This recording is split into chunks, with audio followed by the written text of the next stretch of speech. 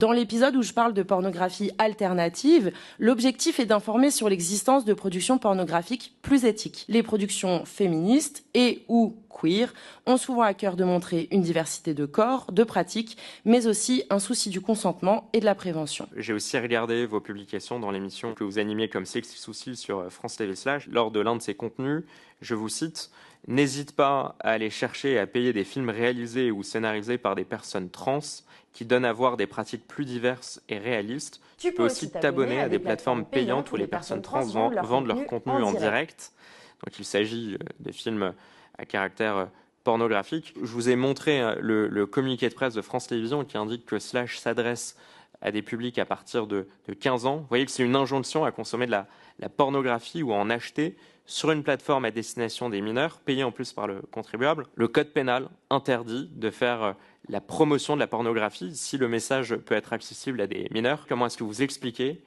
qu'une entreprise de service public comme France Télévisions se mette autant en rupture de la loi? Effectivement, malgré le fait que l'accès à la pornographie soit théoriquement interdit aux mineurs, on sait pertinemment, et toutes les études le montrent, ils sont très nombreux et nombreuses à y accéder, notamment parce que les sites diffuseurs ne mettent pas en place les mesures adéquates qui pourtant sont exigées de leur part. Partant donc du constat qu'une grande partie, si ce n'est la majorité des jeunes, ont accès à la pornographie, il était logique que je reçoive de nombreuses questions à ce sujet sur mon site, et donc que nous abordions la question dans l'émission et sous différents angles.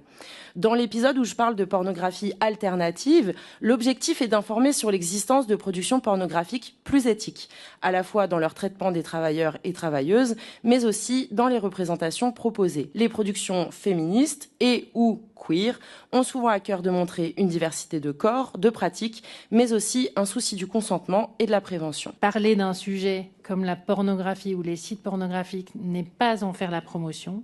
Et en revanche, le cahier des charges nous oblige à traiter ces sujets avec retenue et responsabilité. Je vous relis la phrase dans cette publication sur France TV Slash. N'hésite pas, en parlant de films pornographiques, n'hésite pas à aller chercher et à payer des films réalisés ou scénarisés par des personnes trans qui donnent à voir des pratiques plus diverses et réalistes. Tu peux aussi t'abonner à des plateformes payantes, etc., etc. Et je pense que vous pouvez convenir que vous avez peut-être outrepassé la loi sur ce point-là. L'avis du régulateur en ce qui concerne le fait que nous ayons outrepassé le cahier des charges, puisque nous n'avons fait l'objet d'aucune sanction, d'aucune mise en garde de l'Arcom sur aucune de ces publications.